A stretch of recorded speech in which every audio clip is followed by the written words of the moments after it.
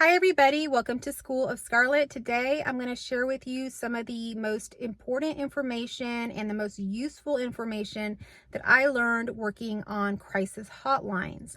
So these crisis hotlines that I worked on them for many years over the entirety of my career.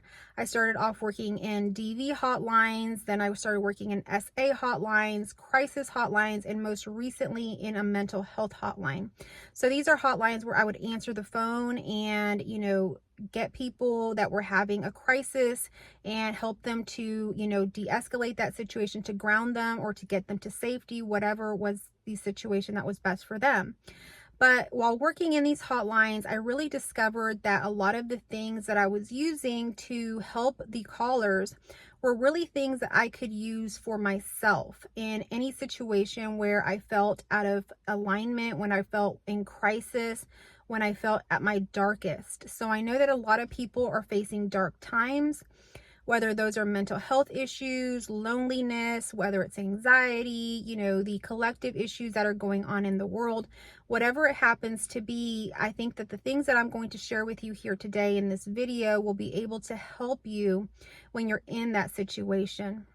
So when you're calling someone else, like on a hotline, the person calling is really wanting someone to witness them, to be there with them without judgment. So they're calling on a hotline, not to someone they know, but to a stranger, an anonymous hotline where you don't have to give your name, you don't have to do any of these things so that they can talk. And so oftentimes we have this sense of loneliness when we're in our darkest times. And so the first thing that we would do when a caller would call in is to really, be there with them, listen to them. And so that's one of the things that is important when we're dealing with ourselves, is listening to ourselves without judgment. So many times we have these negative thought forms that come in and want to say, you did this, this is your fault, this always happens to you. There's many things that can come into the mind that will start to judge a situation. So when you're in the darkest of your times, it's important to be loving to yourself. See yourself as that counselor on the other side of the line, but really you're in your own mind. And begin to allow yourself some space without judgment to examine and witness the things that you're feeling within your being. So when we think about like 911 dispatchers, people will call in and they will be very, very frantic. They will be freaking out. And sometimes it's for good reason. There's things that are going on. But even when it is for good reason, if you watch or listen to any of these 911 dispatcher calls, what you will notice is that the 911 dispatcher first tries to calm the person down. Because when we are frantic, when we are at our highest in, just really freaking out in the situation, we can't see clearly. We can't even move clearly to help the other or to help ourselves even. So the first thing that a 911 dispatcher does, and sometimes it almost seems insensitive, but they try to calm the person down, and they'll, say things like ma'am, or, what is your name? Or they'll try to change the subject or give a question so that the person can focus on one other task rather than the freaking out. So it's important for us in situations that we're dealing in, that we're in crisis, that we're in our darkness, to be able to calm down. So what is calming down for you? Calming down, you may have found over the years, might be breathing a certain way. So stop yourself and just imagine yourself saying ma'am or sir and calm down, but not necessarily in those words. What can you do to calm down? Take a deep breath. Let's take a deep breath. So what you'll notice with the 911 dispatchers, a lot of times they'll give very direct commands, like put your 2 feet on the ground, put your hands on the steering wheel, begin to breathe, begin to do CPR. They don't explain a whole lot. They just give the command and the person begins to do. So when we're in crisis, it's important that we know what we need to do. So give yourself the command of breathing. And that doesn't mean to breathe and do a bunch of other things. Really focus on that one thing and begin to ground yourself with whatever it is that helps you, whether that's going outside to take some fresh air, breathing. Maybe it is standing up, putting your feet on the ground, drinking a glass of water. So imagine yourself in your mind saying, drink a glass of water, and go get your glass of water and drink it. Not a whole lot more going on. Begin to focus on the one task rather than the multitude of tasks that could be running through one's head when they're in an anxious state of being, or a flight or fight state of being, where there's just so much that is going on and taking over the nervous system of the person. So one of the things that 911 dispatchers use, and we also used as the crisis hotlines, is something called a locate. So locate is really something that is used to really find out more information about the caller and their location and their state of being. And so this is an acronym for various words. So the first one is L in locate, for location. So it's important for the 911 dispatcher to know the location of the caller, because when a caller calls in, they actually don't get the exact address. Even if they're calling from a cell phone or whatever, it doesn't exactly give them the exact location.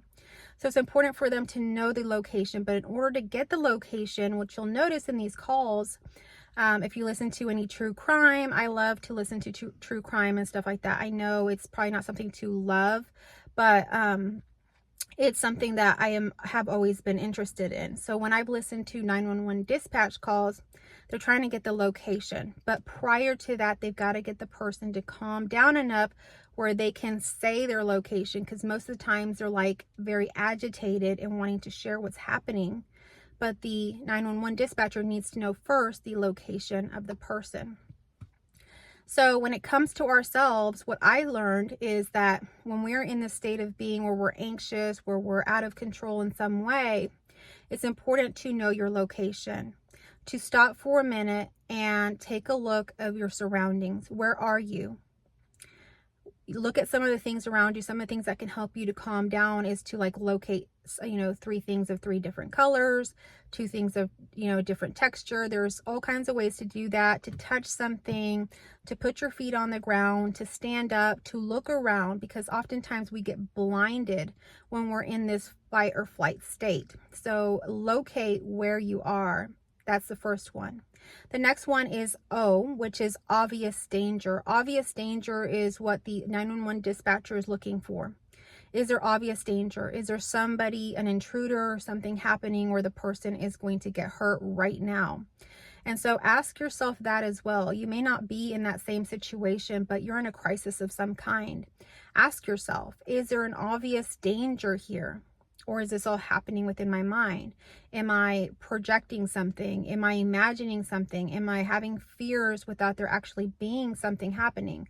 Or is there really something obvious happening? When you ask yourself these questions, you can de-escalate yourself. The next one is condition. We, as a 911 dispatcher, need to know the condition of the person or persons that are in danger or having the problem. But when we're talking about ourselves, we can also look at our condition. What is our condition? Are we healthy? Are we able to breathe? How are we doing health-wise? What is happening with our condition? And for the most part, when we begin to check in, we might have a fast heart rate. We might have maybe sweating or some sort of panicking, but for the most part, our condition is well. So check in with your condition and see how it is that you are doing. When you realize that you're actually okay, you can ground yourself again into this present moment. And in this present moment, there is nothing really happening. Okay, so the next thing is available help. So that's A. Available help means what is around that can help you. Okay, so when the 911 dispatcher is asking the person, or myself as a counselor talking to a crisis client, who is around that can help you? A lot of times people call in, and I've had many calls where people are wanting to unalive themselves, or they're wanting to hurt themselves in some way. And so we have to see what the available help is. Do they have a friend that they can go stay with for the night? Do they have someone they can go call? Is there someone in their home? Even things like water. Do they have water to drink? Can they sit down and drink a glass of water? What's available? You know, when someone's trying to unalive themselves and they have something that can hurt them, do they have a safe? Do they have a place up high that they can go put that item that they're trying to hurt themselves with out of reach? So there's multiple steps before the person actually moves on that. So what is the available help? And that's when we turn it in ourselves, where you can be your own crisis counselor and see, is there any available help for yourself? You know, you're in this crisis. Is there anyone you can call? Is there anything around you, even if it's a pet that you can cuddle with, that you can talk to? Do you journal? Is there a journal nearby? Is there water nearby that you can drink? So see what the available help is for you, and you can begin to, again, ground yourself in this present moment by doing some of these things and come back to clarity. So the next thing is T for time. And so this is also seeing what is the time frame of the urgency here. So a 911 dispatcher wants to know, you know, what's the time urgency here? Does this need immediate attention? So that's another thing that we can ask ourselves is, what is the time frame of the situation that's happening with us? Maybe it's something that we're just projecting in the future, or maybe it's something that's not going to happen for months and months and we're just already panicking about it. Maybe it's something that's happened in the past and we're bringing it into this present moment, but it's already past. It's already happened. There's no threat of it here and now. So what is the time urgency of the thing that you are panicking about, that you are feeling in distress about? So the last thing is the E for essential next step. What is the essential next step that you can take? After we've gone through all of these steps, what is it that you can take? You know, for some of the clients I've talked to, it's locking up that item that could hurt them. And so they're going to go do that, or they're going to go do that, and then they're going to call me back, or they're going to call back in 30 minutes, or they're going to go talk to a friend and they're going to call back and let me know how it went. So those are the sort of things that I would do with them, or they're going to write down that they promise not to hurt themselves or whatever, and take a screenshot or a picture and send it or whatever. Some sort of step that is the essential next step for that client. But for ourselves, what is that next step? Are we going to go journal? Are we going to go take a nap? Are we going to go take a walk? Are we going to drink water? It could be a multitude of things, but what are we going to do to be our next step that's going to help to get us out of this crisis that we're currently experiencing, and that a lot of times isn't really happening in urgency of this moment. So those are the acronyms for locate, and that is something that 911 dispatchers use, and crisis hotline workers and all of that use many of these things. When I was doing crisis hotline and the DV, the SA, the mental health, all of those, we would have monthly meetings, and every monthly meeting would essentially be a training by a different professional in a different field. And we'd learn about communication, we'd learn about de-escalating, all of these things. So we were always learning. But I think this is a good one that has always stuck with me, because it's something that you can remember those acronyms and you can run that through yourself, even though when it's used, it's really used in situations that, you know, somebody's calling 911. But it's important to calm ourselves down. The last thing to do is to really listen to ourselves without judgment. And so we're returning back to what I began with. Oftentimes we don't feel heard. Oftentimes we don't feel like anyone understands the urgency of what we're feeling. And unfortunately, others will not really ever understand exactly what you're feeling. What someone is freaking out about here, at me as the 911 dispatcher or the crisis counselor, will never really totally understand.